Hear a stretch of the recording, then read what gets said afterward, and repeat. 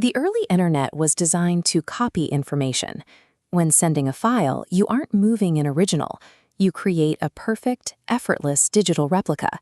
This abundance is ideal for sharing data, but it presents a problem for economic value. Value requires scarcity, something digital files struggle to maintain by design. This is the double spending problem. If you can take a digital dollar or a property deed and copy it as easily as a photograph, the economic value of that asset effectively drops to zero. Because the Internet's original architecture was built to distribute data, it lacked a native way to ensure that a digital asset could only exist in one place at one time.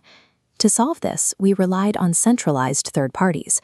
Banks and registrars maintain private ledgers to manually enforce scarcity, acting as the final authority on who owns what.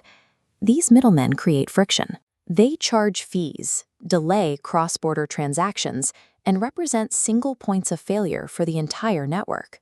For decades, digital scarcity was an illusion, one maintained only by surrendering control to a centralized authority.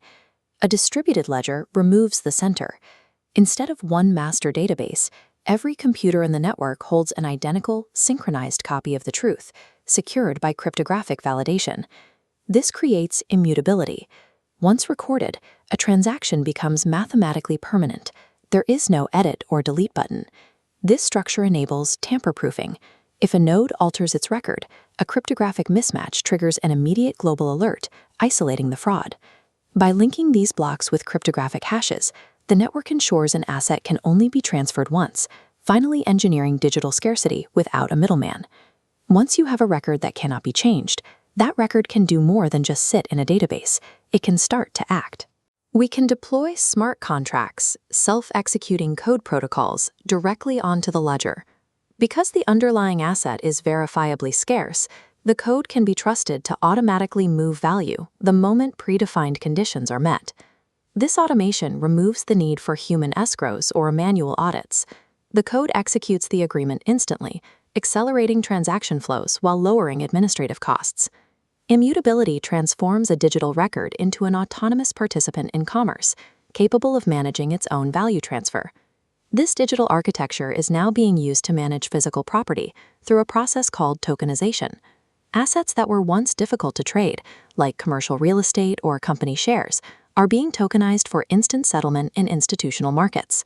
Supply chains use these records to track high-value commodities. From the moment of raw extraction, minerals, like diamonds, are logged on-chain, creating a permanent audit trail of their origin.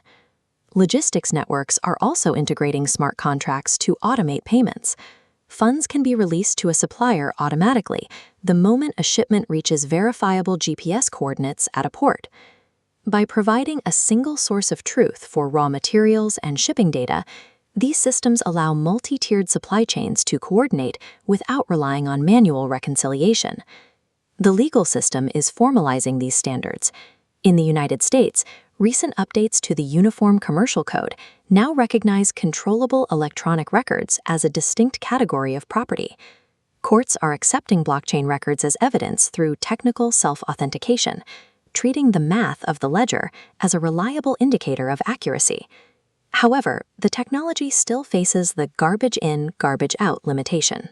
The ledger can protect data from being changed, but it cannot verify if the human who typed the data was telling the truth.